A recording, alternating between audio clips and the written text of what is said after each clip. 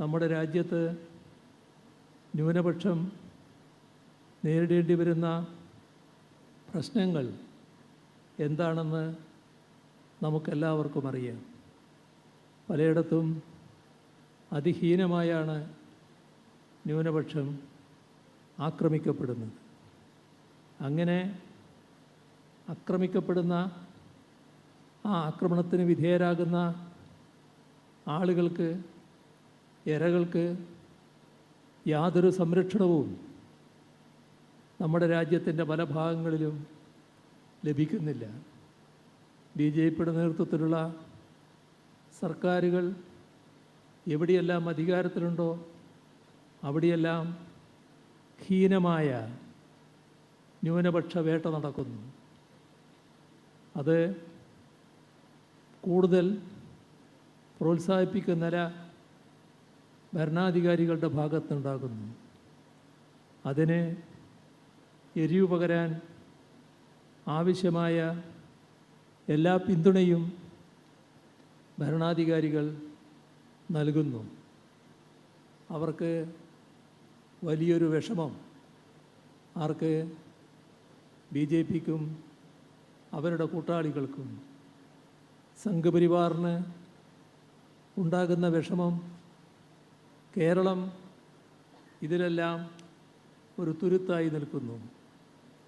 കേരളത്തിൽ തങ്ങൾ ആഗ്രഹിക്കുന്ന കാര്യങ്ങൾ നടപ്പാക്കാനാകുന്നില്ല. നാം കാണേണ്ട കാര്യം BJPക്ക് ചെയ്യുന്ന ഓരോ വോട്ടും ഈ കേരളത്തിൻ്റെ പ്രത്യേകതകൾ തകർക്കാനാണ് ഇടയാക്കുക.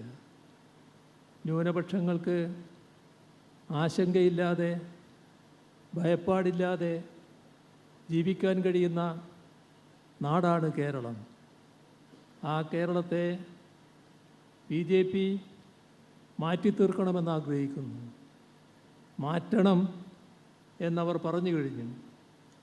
ആ മാറ്റം അവരാഗ്രഹിക്കും വിധം വന്നാൽ അത് നമ്മുടെ നാട്ടിലെ ലക്ഷോപലക്ഷം ആളുകൾക്ക് ഇന്നേ വരെ സ്വൈര്യമായി, സമാധാനപരമായി, ശാന്തമായി ജീവിക്കാൻ കഴിഞ്ഞുവെങ്കിൽ ആ നാളുകൾ നഷ്ടപ്പെടുന്നതിനാണ് ഇടയാക്കുക. ഇത് നാം ഗൗരവമായി കാണേണ്ടതാണ്. ഇത് ഏതെങ്കിലും ഒരു തെരഞ്ഞെടുപ്പ് മത്സരത്തിൻ്റെ മാത്രമായ വിഷയമല്ല. നമ്മുടെ നാട് ഇതേപോലെ നിൽക്കണോ? നമ്മുടെ നാട്ടിലെ ജനങ്ങൾ ഇന്ന് ലഭിക്കുന്ന അവകാശങ്ങളോടുകൂടി ജീവിതം തുടരാൻ സാധിക്കണോ?